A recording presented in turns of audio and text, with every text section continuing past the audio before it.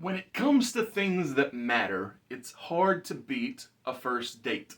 However, sometimes a second date can be even better. And that's what Big Hero 6 means to me, the second date. And while I'm talking about things that matter, I've got to talk to you about why this channel exists. And that's because I, Oz, from the channel Mr. Super Oz, I wrote a 68-page graphic novel called Everlasting Survivors. Volume 1 is all day long. If you follow the link in the description of this video and all the other ones, you will be able to get yourself shirts and hats, posters, all kinds of fun things, and most importantly, the story itself. And speaking of great stories, stick around. After the open rolls, I will review Big Hero 6. Spoiler, I really enjoy it.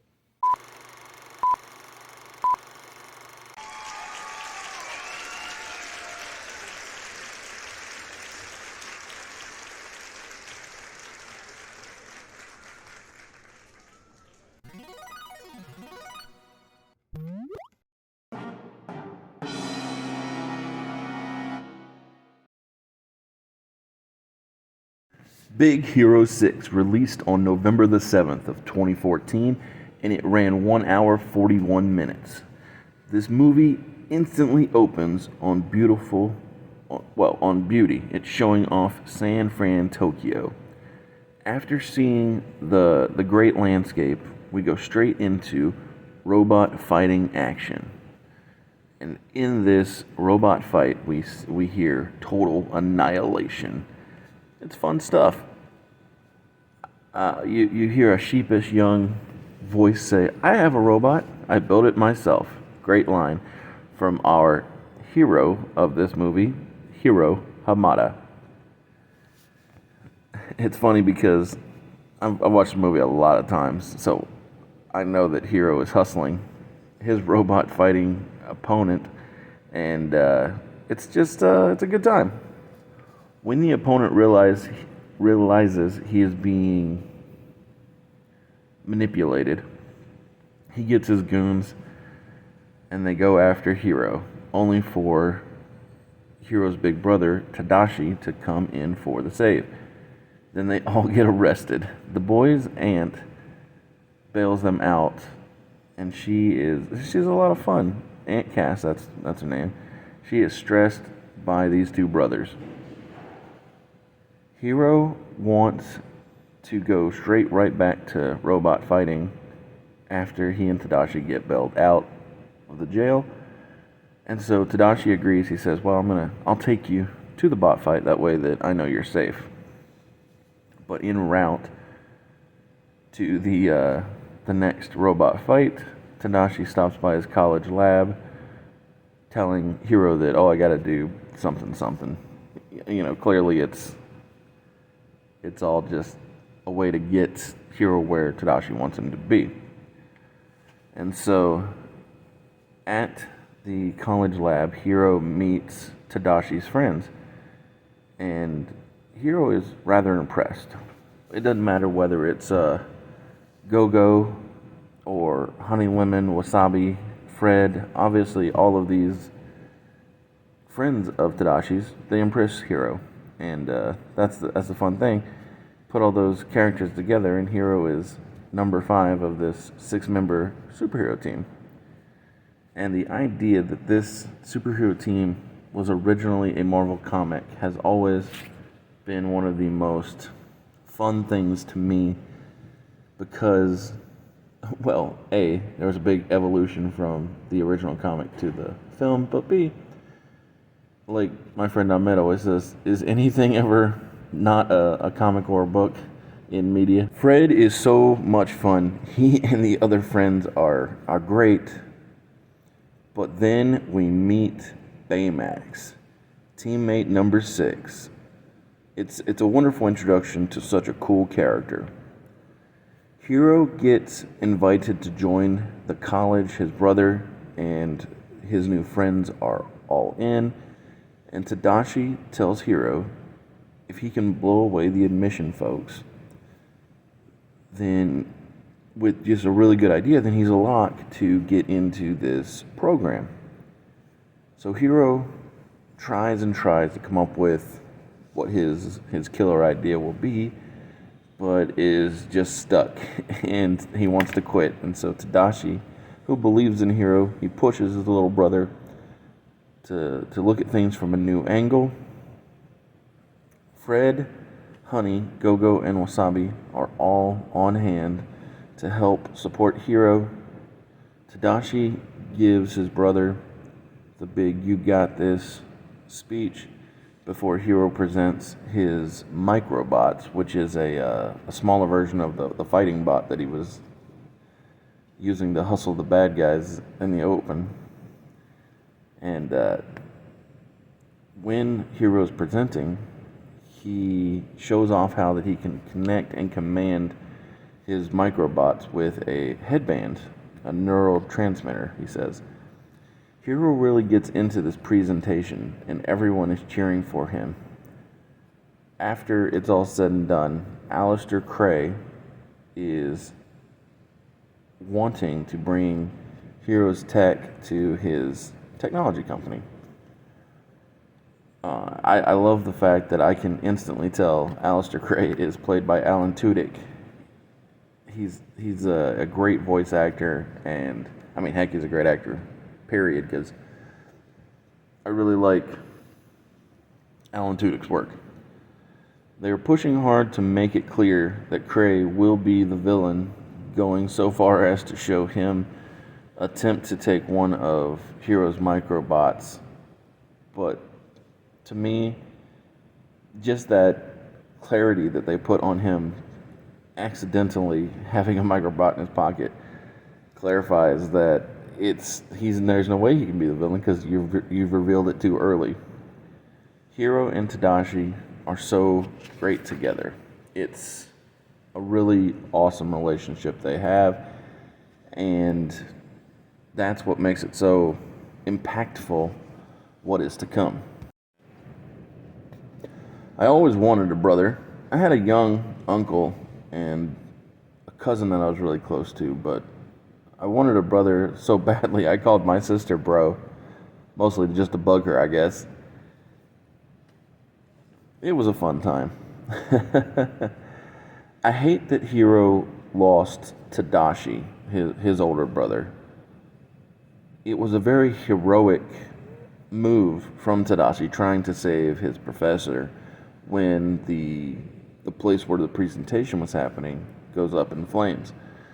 But unfortunately, Tadashi he failed in that heroic mission. Hiro is devastated, and rightfully so. So Aunt Cass is being super understanding, and you know, I think this movie it treats loss and grief so genuinely that it's almost surprising. I mean, not in a bad way. It's just like, wow, this this is almost giving you up feelings because that movie was so real about loss as well. I love hearing T.J. Miller's voice when Fred talks. The guy has a very distinct sound to him, and he's just so amusing. It's also nice to hear Damon Wayans Jr. as Wasabi, because I feel like Damon Wayans Jr. is just a clone of his dad. It's fun and interesting how similar they are. Baymax popping up to check in on Hiro is super sweet.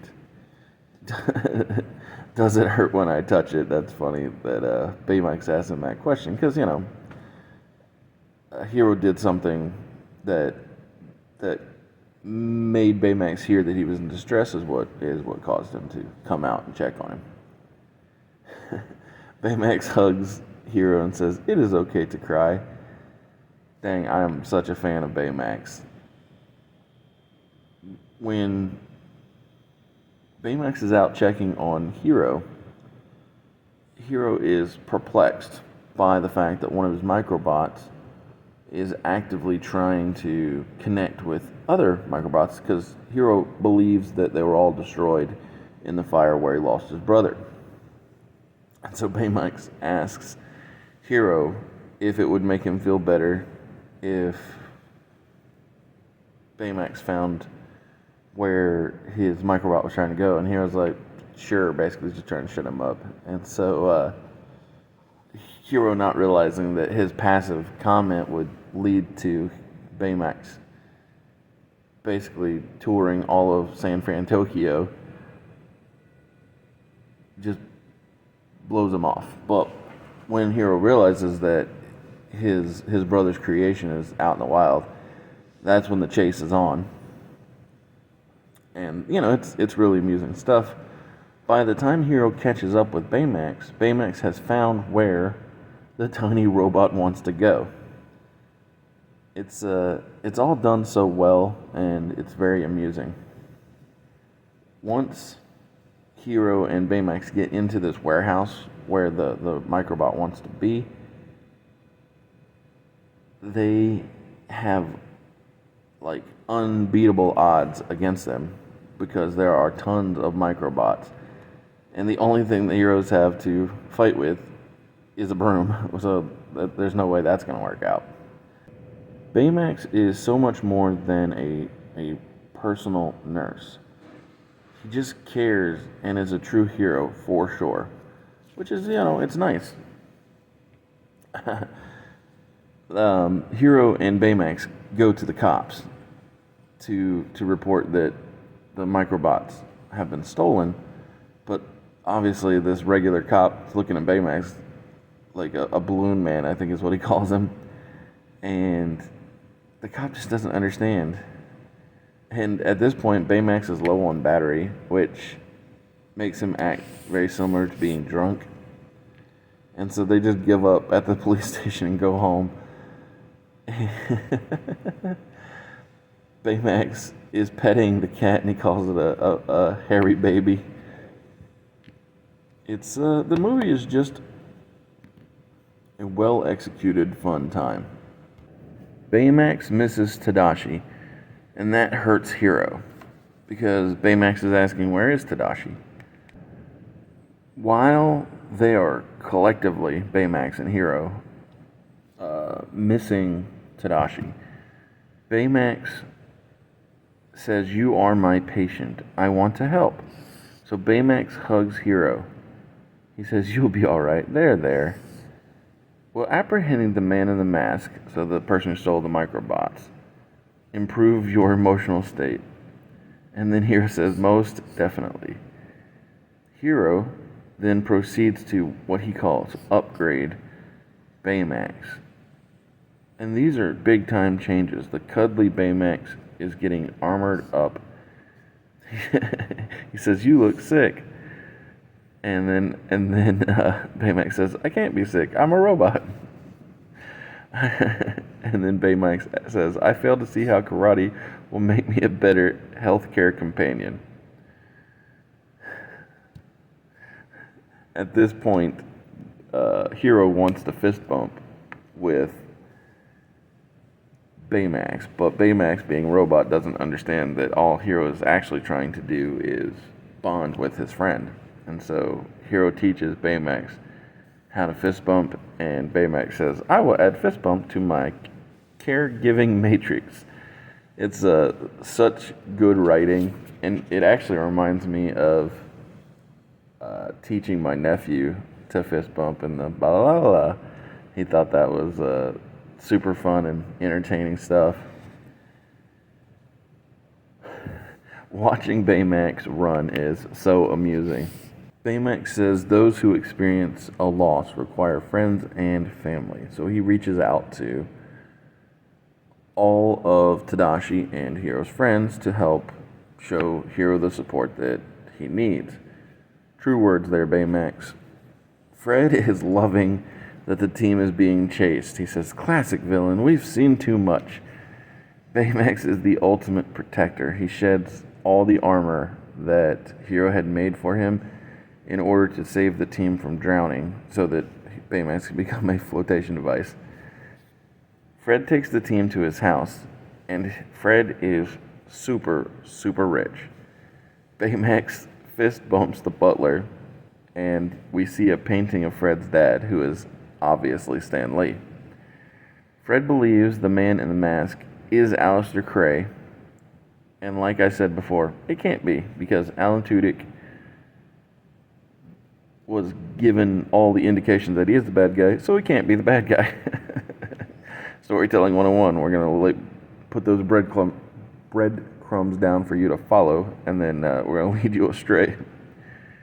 Hero wants to upgrade all of his friends into superheroes, and we get a fun montage of the team learning to turn their science experiments into superhero technology.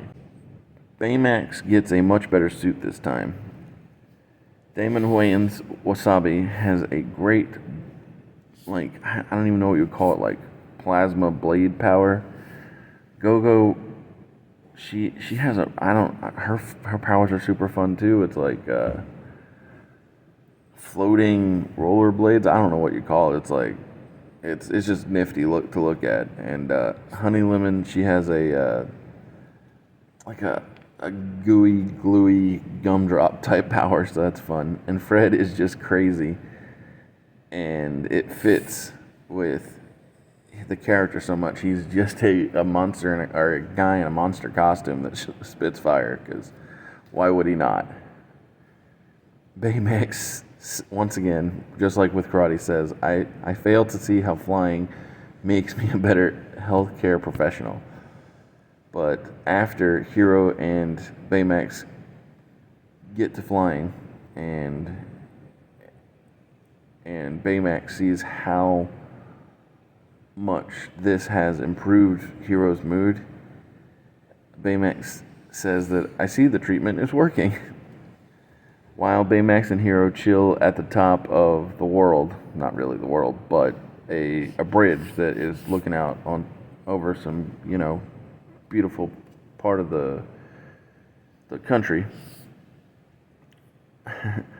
Baymax sees that Hero is in a better mood, and Baymax is ready to deactivate. He thinks that his mission is accomplished. But Hero obviously is still out for revenge, and so Baymax proposes the idea of scanning for the bad guy's biometrics, because even though he's wearing a mask, Baymax checks on everybody's healthcare when he meets them, because he's trying to be the best healthcare provider he can be. Hero is not ready to lose Baymax, and the team go into action, tracking down the man in the mask. Fred sings a nutty song while the team is attempting to stop the bad dude. Hero found the same logo of a bird that the bad dude had on him at this lab. So they still think Crey is the bad guy, because they find some of Crey's technology, where he had made basically a Stargate from, both the movie and the TV show style of thing. But the thing is, they're missing the forest for the trees. They're watching a video, security footage actually, of Crey and crew trying out this Stargate, but they're missing the very important part, and it'll be revealed later, because that's how things go in storytelling. The man in the mask shows up, and the team learn really quickly that they might look like superheroes, but they are not yet actual superheroes. After the team get their collective behinds kicked, Hero learns that the professor that Tadashi had attempted to save is still alive, and is the true bad guy, and was the true bad guy all along. Hero took Tadashi's program out of Baymax and made him a destroyer.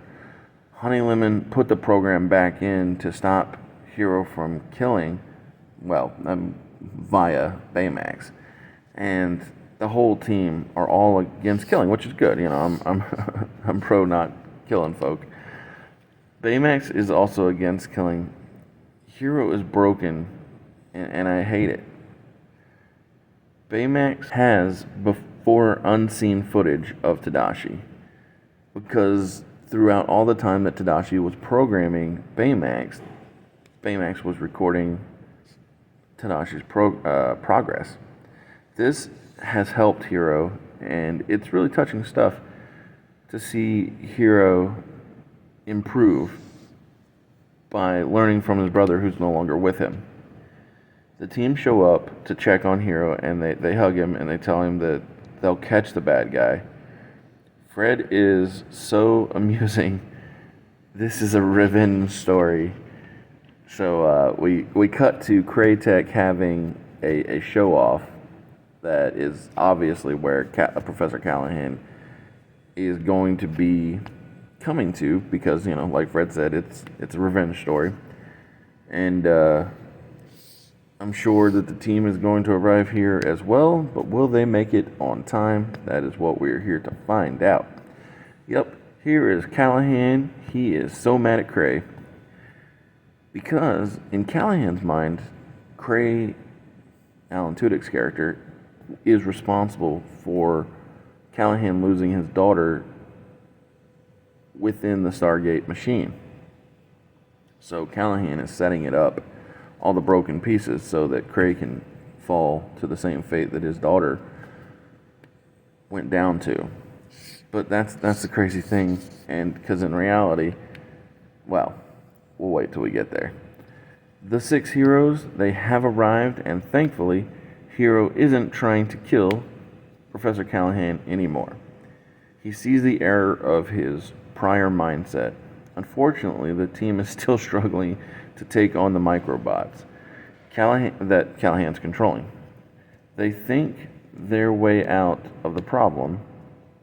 That is the upside of being geniuses, so good job, brains. Baymax is so fun. Oh no, the Stargate is still going, but the reason that the Stargate is still active is because Baymax realizes that Professor Callahan's daughter, Abigail, she didn't die in the accident. She is still alive, but in like a comatose state within the Stargate. So Hiro and Baymax go in for the save. The world inside of this Kraytech Stargate seems to me to have been very much inspirational for Marvel's Quantum Realm. It's pretty, but like I said, it feels familiar. When Baymax and Hiro make it to Abigail's test pilot pod, Baymax realizes that it's now time for him to make the sacrifice because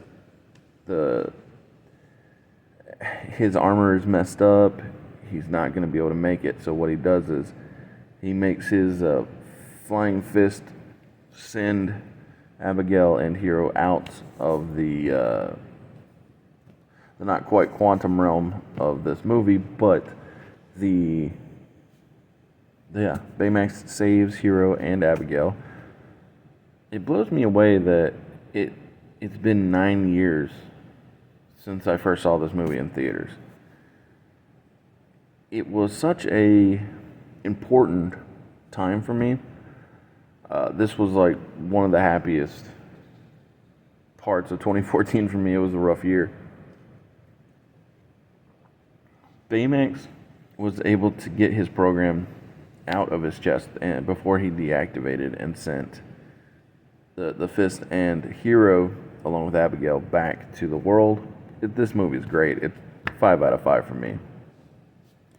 The credits do a good job of showing shots of additional adventures from the team.